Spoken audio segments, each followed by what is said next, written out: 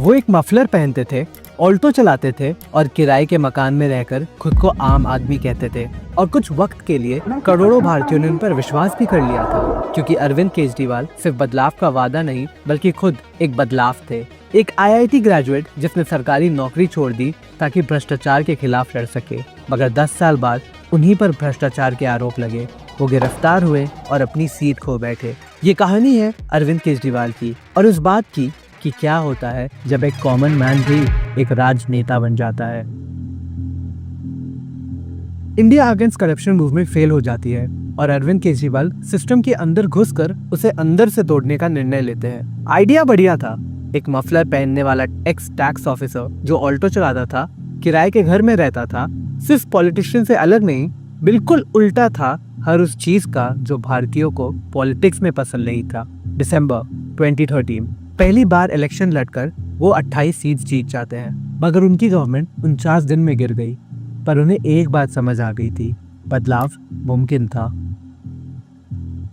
आम आदमी पार्टी 70 में से 67 सीट्स जीत जाती है, बीजेपी सिर्फ 3 पर आ गई, कांग्रेस का सफाया हो गया और दिल्ली ने ऐसा कुछ कभी नहीं देखा था। आपकी स्ट्रैटेजी काफी सिंपल थी, 300 यूनिट्स तक बिजली फ्री, 20,000 लीटर्स तक पानी फ्री, हर 2 किलोमीटर पर मोहल्ला क्लिनिक, मीडियस के लिए फ्री मेट्रो और सरकारी स्कूल्स इतने अच्छे कि मिडिल क्लास पेरेंट्स उन्हें एक्चुअली कंसिडर करें। ये कोई आइडियोलॉजी नहीं थी, ये कन्वीनियंस थी। बेटर सर्विसेज, विजिबल इम्प्रूवमेंट्स, रोजाना के फायदे जो आप महसूस कर सकते थे। मगर बीजेपी ये सब देख रही थी, सीख रही थी और अपने वक्त का इंतजार कर रही थी। और जब वक्त आया, लेकिन उन पैसों का उपयोग हमने बीजेपी ने सिर्फ 2 शब्द यूज किए, शीश महल बनाने के लिए नहीं किया। क्योंकि जिस सादगी इमेज से केजरीवाल ऊपर चढ़े थे वो टूट गई। रिपोर्ट्स आई कि 45 करोड़ उनके रेसिडेंट्स को रेनोवेट करने में खर्च हुए। इंपोर्टेड फर्नीचर, डिजाइनर लाइटिंग, एक मिनी थिएटर। बीजेपी ने इसका नाम रखा शीश महल। वीडियोस वायरल हो गई। जिस आदमी ने कभी शीला दीक्षित पर एसीज के लिए अटैक किया था, अब वो खुद एक महल में रहते दिख रहा था। और केजरीवाल का डिफेंस बहुत ही कमजोर, जरूरी मेंटेनेंस थी, पिछले सरकार का काम था, लेकिन उन्होंने रेसिडेंट्स को कभी पब्लिक इंस्पेक्शन के लिए नहीं खोला और वही खामोशी उनकी सबसे बड़ी हार बन गई। लेकिन ये महल सिर्फ शुरुआत था, आगे जो आया वो ना तो लग्जरी था ना हिपोक्रेसी, वो तो एक ऐसी चीज के बारे में था जिस पर केजरीवाल ने अपनी पूरी पहचान खड़ी की थी, corruption. Manish Sisodia, deputy chief minister और आपके एजुकेशन रिफॉर्म्स के आर्किटेक्ट को अरेस्ट कर लिया जाता है। उन पर दिल्ली की लिकर पॉलिसी में करप्शन के आरोप लगते हैं और मार्च 2024 में केजरीवाल खुद अरेस्ट हो जाते हैं। दिल्ली की एक्साइज पॉलिसी ने अलेजेडली प्राइवेट लिकर वेंडर्स को फेवर किया और उसके बदले में ब्राइब्स आपकी गोवा कैंपेन में फनल किए गए थे। सोचिए जरा, Aam Aadmi Party literally common man's party जो एंटी करप्शन प्रोटेस्ट से बनी थी, जिसका पूरा फाउंडेशन क्लीन गवर्नेंस का प्रॉमिस था, अब मेजर करप्शन चार्जेस फेस कर रही थी। शुरुआत में सपोर्टर्स को लगा बीजेपी कंट्रोल्ड एजेंसीज ऑपोजिशन को टारगेट कर रही हैं और देश के अलग अलग हिस्सों में ऐसे अरेस्ट का पैटर्न भी था। पर यह डिफेंस 3 वजहों से टूट गई। 1-2 नहीं बल्कि आपके कई टॉप लीडर्स सिसोदिया, केजरीवाल, संजय सिंह एक साथ अरेस्ट हुए। कानूनी प्रक्रिया हर लेवल पर टिकी रही, बेल्स रिजेक्ट हुए, सुप्रीम कोर्ट ने तुरंत राहत नहीं दी।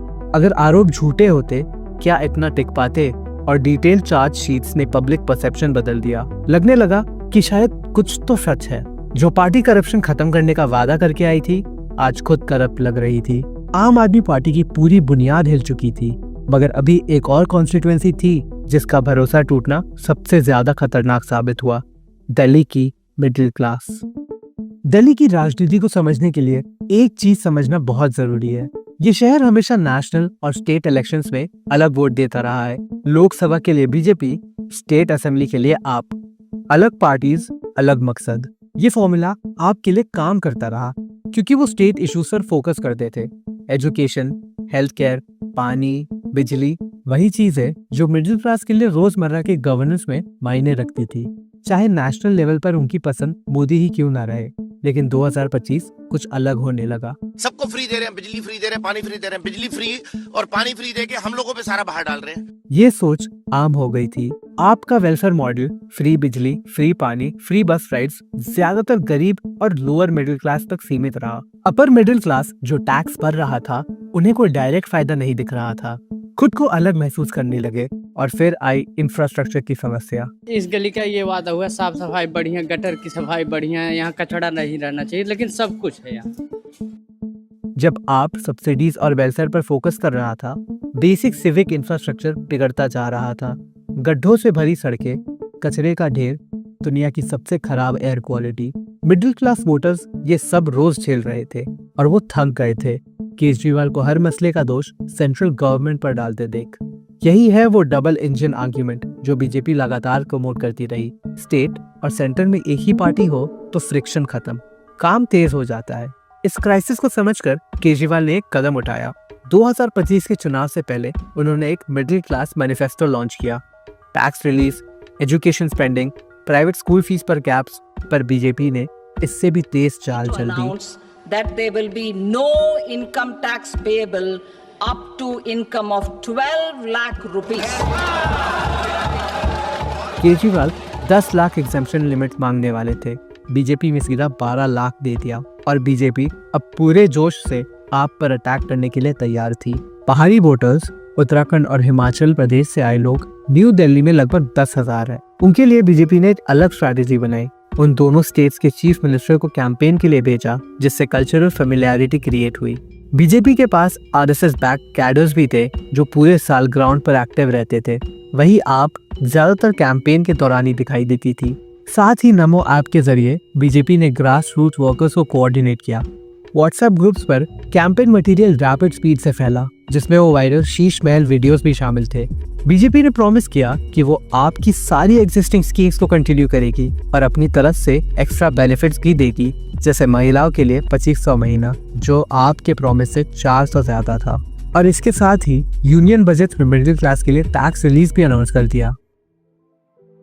बीजेपी 48 सीट्स, आप 22। और सबसे बड़ी खबर, केजरीवाल न्यू दिल्ली सीट हार गई। जो कॉमन मैन कभी इंडियन पॉलिटिक्स को बदलने निकला था, आज लोगों की नजर में एक और नेता बन गया जो डिलीवर नहीं कर सका। एंटी करप्शन प्रोटेस्ट से पैदा हुई आम आदमी पार्टी आज करप्शन के आरोपों से ही गिर गई। डेमोक्रेसी में ड्यूरेबल पॉलिटिकल मूवमेंट्स बनाने के लिए कोई शॉर्टकट्स नहीं होते हैं। आपका उठना और गिरना दिखाता है कि अर्बन वोटर्स की एस्पिरेशंस, मिडिल क्लास पॉलिटिक्स और हिंदू नेशनलिस्ट आइडियाज के अलावा भी राजनीति चल सकती है। उनकी शुरुआती सफलताओं ने प्रूव किया कि नए पॉलिटिकल फॉर्मेशंस के लिए इलेक्टरल स्पेस मौजूद है, पर उस स्पेस को ऑक्यूपाई करने के लिए सिर्फ क्लेवर मार्केटिंग और एफिशिएंट एडमिनिस्ट्रेशन काफी नहीं होते। चाहिए होता है पॉलिटिकल डेप्थ, ऑर्गेनाइजेशनल स्ट्रेंथ और आइडियोलॉजिकल कोहेरेंस, जो आप कभी डेवलप नहीं कर सकी। केजरीवाल ने दिल्ली कैसे हारी, ये कहानी दरअसल एक वार्निंग है कि टेक्नोक्रेटिक पॉपुलिज्म की एक लिमिट होती है और डेमोक्रेसी में असली रिजल्ट्स के लिए मजबूत ऑर्गेनाइजेशंस और क्लियर आइडियोलॉजी जरूरी है।